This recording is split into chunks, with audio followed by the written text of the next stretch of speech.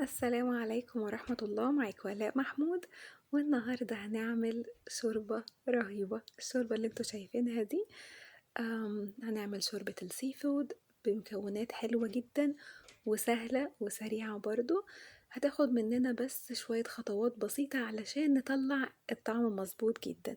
هقولكوا كل المقادير والمكونات، طبعا زي ما تعودنا. خلاص المقادير هتلاقوها كلها في الديسكريبشن تحت، كل المقادير في صندوق الوصف، بس برضو هنقولهم مع بعض حاجة حاجة. أول حاجة معانا جندوفلي، وكمان معانا كابوريا. دي رجول كابوريا، ممكن استخدام رجول كابوريا أو كابوريا كاملة حسب المتاح. وده جمبري، زي ما قلنا برضو جمبري متنضف، يعني متشال الراس بتاعته ومفتوح الظهر بتاعه ومتشال الخط الأسود اللي بيبقى في ظهر الجمبري، وبعدين يتغسل كويس قوي ويتحط في مصفى يتصفى، وبعدين يتنشف بالمنديل واحدة واحدة. الحاجات اللي هتتشوح بتبقى مهم جدا ان هي تتنشف كويس جدا. وبعدين بقى نكمل حاجة حاجة كده مع بعض. هنجيب بقى دلوقتي طبق وقطع، عشان احنا محتاجين دلوقتي نقطع الخضار علشان تبقى كل حاجة معانا جاهزة قبل ما نبتدي التسوية. فهنجيب الخضار اللي هو أول حاجة نبتدي بطماطماية. محتاجين طماطماية متوسطة مش أكتر من كده. هنقطعها نصين، وكل نص 4/4.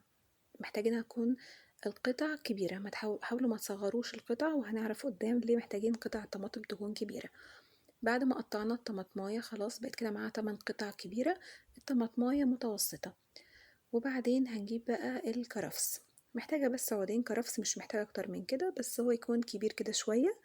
لو أصغر من كده خليه مثلا 3 أو 4. الكرفس أول حاجة هنفتحه بالطول كله، علشان زي ما قلنا قبل كده يدينا طعم أقوى.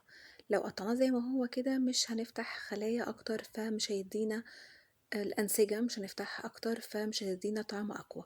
فاحنا نقطعه بالطول كله، وبعدين نقطعه كده على حسب بقى هي طولها قد ايه، بس برضو شايفين زي كل قطعة فيهم تقريبا مقاسها مقاس الصباع. فبنقطع الخضار كبير.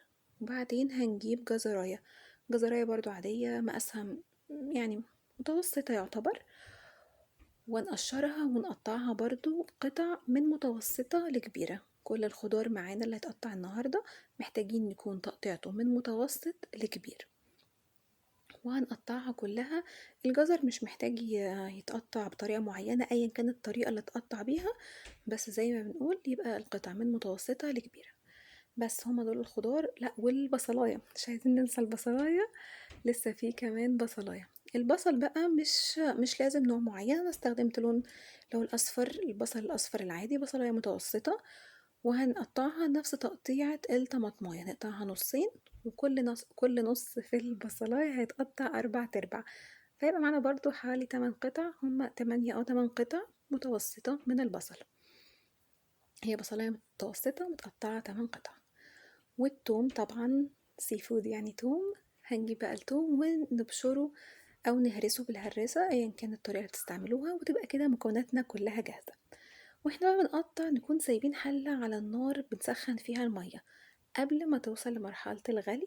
يعني هي لسه ما غليتش، هي سخنت جدا بس قربت تغلي. هنبتدي ننزل فيها الخضار اللي احنا قطعناه ده، ونغطيها من غير اي توابل زي ما هي كده، ونسيبها تغلي. اول ما تغلي كده انا محتاجة العين دي عشان اللي بصور عليها، فهحركها واخليها العين تانية، بس العين التانية برضو شغالة، انا مش هطفي عليها. فهنسيبها ورا اهي تغلي كده شوية، ونرجع بقى للطاسة اللي قدام. الطاسة بقى ممكن تستخدموا ووك او تستخدموا طاسة ما بتلزقش عموما، ايا كان نوع الطاسة تستخدموها، بس الافضل تكون طاسة ما بتلزقش. وتحطوا وتستنوا لحد ما تبقى سخنة جدا. اول ما تسخن جدا هنحط عليها الزبدة. اول ما الزبدة يا دوب تبتدي تسيح، لسه في قطع زبدة مسحتش للاخر، هننزل عليها بمعلقة واحدة كبيرة من التوم المبشور اللي احنا لسه، توم مهروس اللي احنا لسه هرسينه. فهي معلقة واحدة من التوم، وهنشيل الباقي على جنب.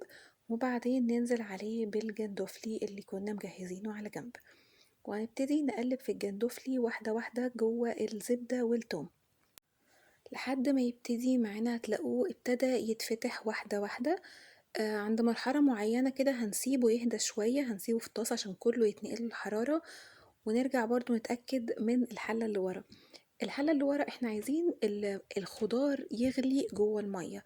لما الخضار ياخد له كام غلوة كده كويسين في المية، ممكن نطفي المية عليه خلاص. احنا محتاجين الخضار ياخد غلوة او كذا غلوة كويس جوه المية.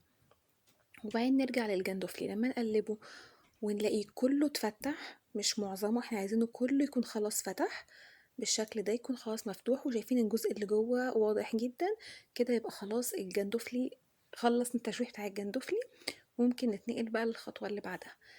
الخطوة اللي بعدها هي ان احنا نجيب اكبر حلة موجودة في البيت، اكبر حلة. احنا بنحب الشوربة دي جدا جدا، فبالنسبة لي جبت اكبر حلة وحطيت عليها المصفى، وبعدين هندلق عليها المية اللي كنا بنغلي فيها الخضار. في حلل بيبقى منها فيها جواها مصفى، لو الحلل دي متاحة عندكم او موجودة، من الاول ممكن نحط الخضار في المصفى دي ونملى الحلة مية ويغلي جوه الحلة.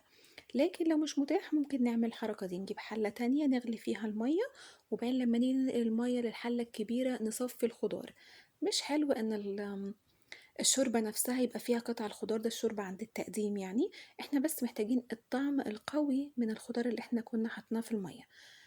فبما ان الحلة دي اكبر بكتير من الحلة التانية فاحتجت مية زيادة. والمية بما ان المية اللي لسه حاطينها دي مية مغلية اللي كان بيغلي فيها الخضار، فزودت عليها برضو مية مغلية لحد المستوى اللي انا محتاجاه حسب الكمية اللي مستخدمينها. وبعدين حطيت عليها التوابل، ملح، فلفل اسود، كمون وكاري. دول بس التوابل اللي محتاجينها، وبرضه هقول الكمية قد ايه بالظبط في الديسكريبشن. وبعدين هندي تقليبة كويسة لحد بس ما نتأكد ان التوابل دابت جوه المية، عشان يبقى كل الاكل اللي هنحطه بعد كده هتشوفوا الطريقة نعملها ازاي يعني. متحمسة جدا ان الناس تجربها لان هي فعلا حلوة قوي.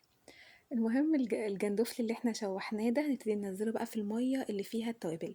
ما تتبلوش حاجة منهم هما بيتشوحوا، لكن تبلوا المية نفسها وبعدين نزلوا الحاجة المتشوحة جوه المية المتبلة. تمام كده. وبعدين هنجيب بقى الكابوريا، دي رجول كابوريا زي ما قلت. ممكن انا عملتها كم مرة بالرجول الكابوريا، وكم مرة كان عملتها برضو بالكابوريا الكاملة، ومرة عملناها بنص كابوريا اللي هي في الكابوريا مقسومة نصاص دي.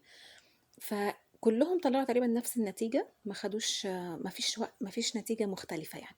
فلو متاح رجول كابوريا بس نستعملها، كابوريا كاملة تمام، نص كابوريا برضو كل ده تمام. هنقلها على العين التانية علشان تكمل تسخن وهتغلي لوحدها يعني، متفتش عليها، هي لسه بتغلي على العين التانية. هنرجع بقى على الطاسة اللي كنا لسه مشوحين فيها الجندوفلي وننزل عليها بزبدة. برضو نستنى لحد ما الطاسة تسخن كويس وبعدين نحط عليها زبدة. طبعا مش هنغسلها ولا حاجة، هي مكان الجندوفلي زي ما هي مفيش مشكلة. ولما بتسيح هننزل عليها بالثوم.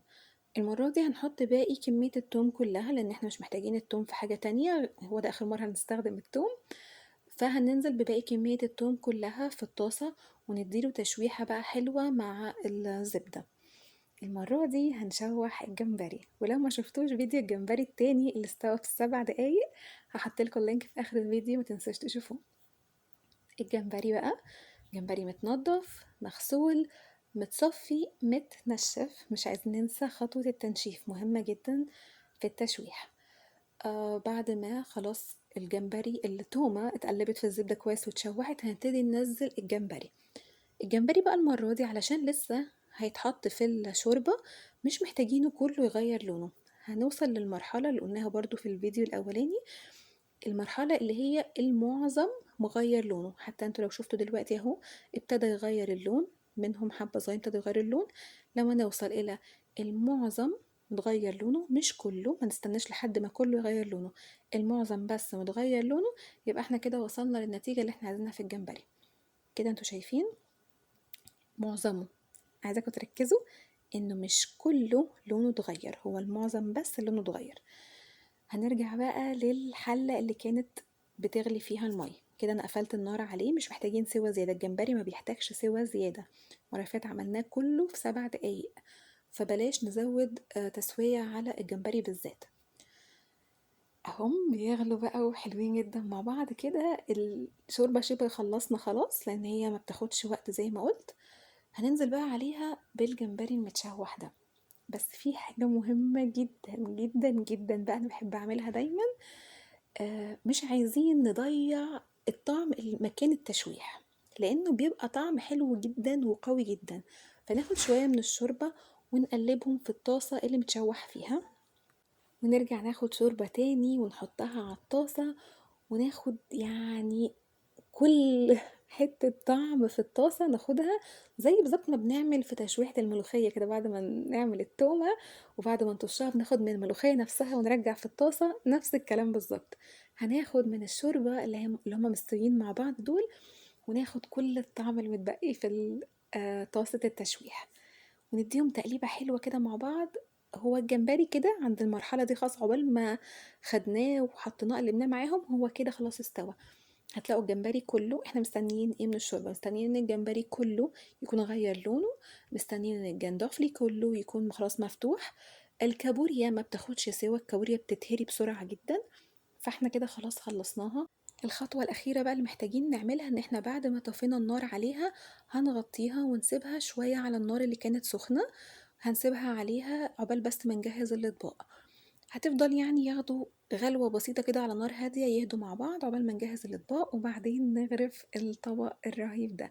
الحلو في الشوربة دي إن هي الخضار بتاعها اللي هو الكرفس والطماطم والحاجات دي خدنا منها الطعم القوي بتاعها ودنا للشوربة، وفي نفس الوقت مش هتضايقنا واحنا بنشرب الشوربة ونلاقي الخضار كده وسط الشوربة، مبيبقاش لطيف قوي يعني. فكل اللي محتاجينه هو عصرة ليمونة وبقى enjoy الطعم. يا رب يكون الفيديو النهاردة عجبكم. ما تنسوش تعملوا لايك وكومنت وسبسكرايب وتيرن اون the notifications، واعملوا فولو للفيسبوك والانستجرام والتيك توك اكاونت، هتلاقوا اللينك في الديسكريبشن.